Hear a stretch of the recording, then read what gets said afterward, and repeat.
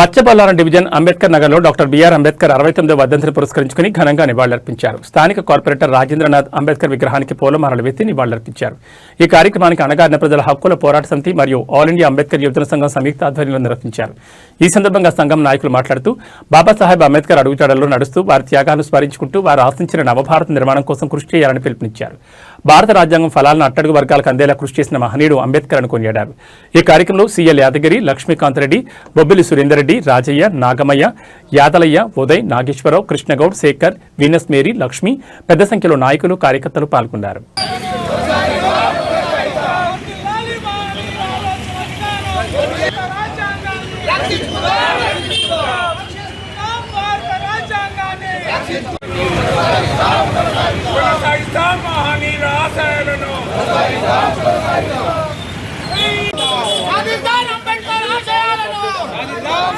అంబేద్కర్ గారి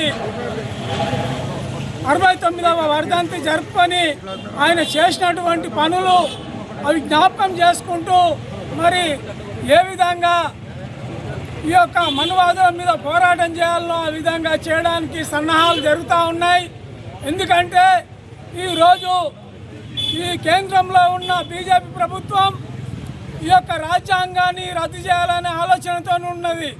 మరొక వైపేమో ప్రపంచ దేశాలు ఈ యొక్క భారత రాజ్యాంగం చాలా బ్రహ్మాండంగా ఉన్నది, దీని రూపశిల్పి అయినటువంటి బాబాసాహెబ్ అంబేద్కర్ గారి విగ్రహాలు మరి ప్రపంచంలో నెలకొల్పుతూ అక్కడ విగ్రహాలు ఏర్పాటు చేసుకుంటుంటే ఇక్కడనేమో ఈ యొక్క మనువాద రాజ్యమైనటువంటి బీజేపీ ప్రభుత్వం మరి అంబేద్కర్ రాసినటువంటి ఈ యొక్క భారత రాజ్యాంగాన్ని రద్దు చేసి తిరిగి మనువాదాన్ని తీసుకొచ్చే ప్రయత్నాలు చేస్తూ ఉన్నారు. దీన్ని తీవ్రంగా మరి అణగారిన ప్రజల హక్కుల పోరాట కమిటీ, ఆల్ ఇండియా అంబేద్కర్ యువజన సంఘం, జడ్జనక కళా మండలి మరి అనేక సంఘాలతో పాటు మా కేంద్ర నాయకులైనటువంటి రాహుల్ గాంధీ గారు కూడా ఈ యొక్క దీన్ని వ్యతిరేకిస్తూ భారత రాజ్యాంగాన్ని 133 డివిజన్లో మన సిఎల్ యాదగిరి గారి ఆధ్వర్యంలో మరి మా కాంతన్న కాంగ్రెస్ ఇన్ఛార్జ్ గారు మరి ఇక్కడ విచ్చేసిన మా కాంగ్రెస్ నాయకులకు అందరికి కూడా పేరు పేరున జై భీమ్లు.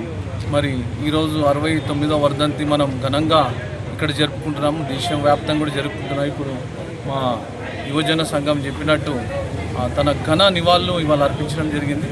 అందరికీ థ్యాంక్ యూ.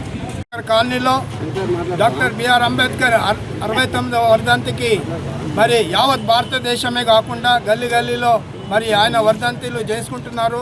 మరి డాక్టర్ బిఆర్ అంబేద్కర్ గారు సూచనలు చేసింది ఏంటంటే ఎస్సీ ఎస్టీ బీసీలు ఎవరైతే మన